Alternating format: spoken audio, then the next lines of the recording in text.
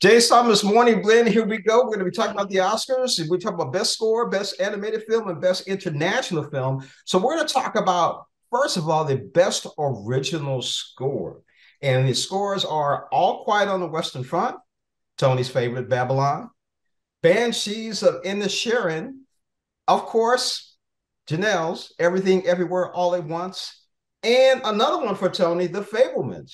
John Williams is back up there again. So, Tony, I'm going to let you go first. You mentioned John Williams. He's going to be every time he produces something, it's going to find its way there, and deservedly so. But this one goes to Justin Hurwitz for Babylon for me. It's an easy winner. No score has stuck with me as much as this one has this year. I've gone back and listened to it actually a couple times. If you're looking for just a track to get an idea of what the film is and what the talent that he put into this, Voodoo Mama.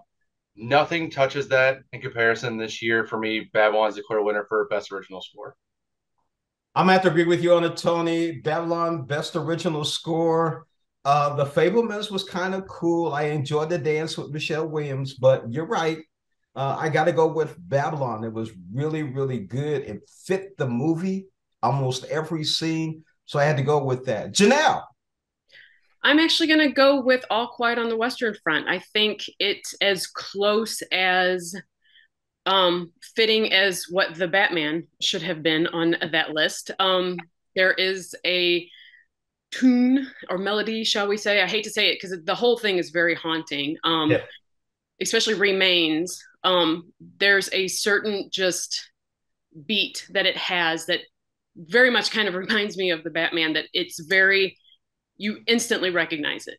And it's almost every time that chord starts to hit over and over again, you feel the dread and the weight of the situation happening. But I think every time, like you said, every time John Williams is up, I think I don't want to say it just might be given to him, but he's a hard one to beat.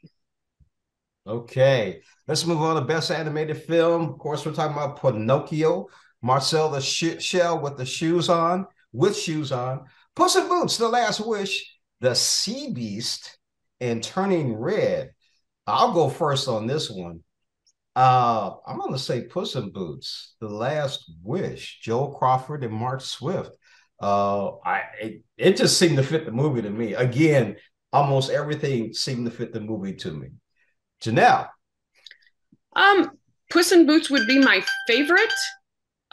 However, I think actually Marcel is going to win. I That one was very well done. I was actually kind of surprised. I did read up on what makes an animated film because I was kind of surprised that Avatar wasn't nominated for best animated film because there actually seemed to be more humans in the Marcel movie than there are in Avatar. However, rules. But I think that one might nudge it. But I honestly, I thought a lot of them were great. I thought the only one that was kind of underwhelming was Turning Red. I thought the Sea Beast was very good. But Pinocchio was good. It was just dark. I don't know if we want to just keep doing Nazi stuff over and over again.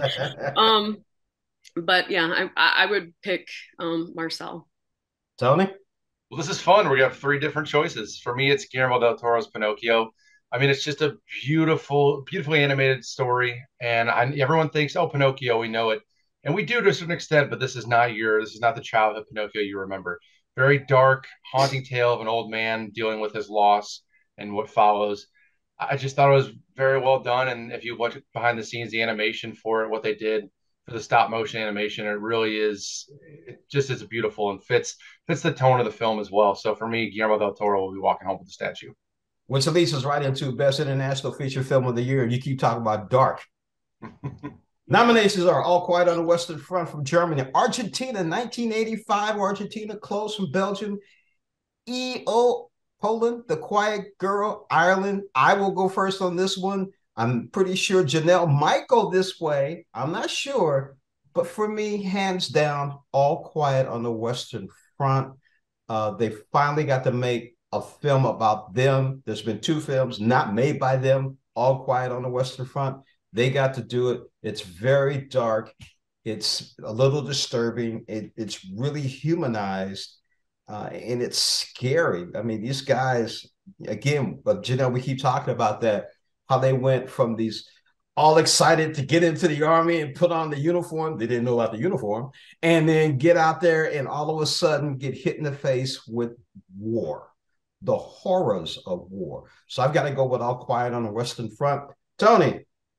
Personally, my favorite international film is a nominee this year because it wasn't selected by the country. But for those that don't know, RRR needs to be seen. So it's on Netflix. However, this year's winner is All Quiet on the Western Front, in my opinion.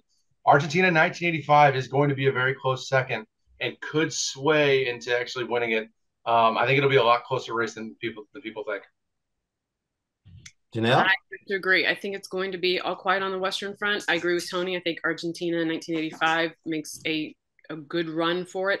I also wouldn't be surprised to see if Close did kind of have like a surprise in there too. It deals with a lot of today's problems, especially with children and the problem we are facing with child suicide. Not a spoiler alert, but you know,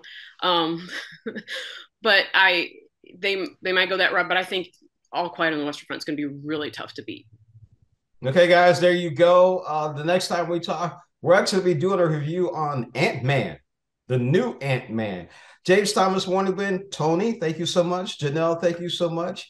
We'll see you next week.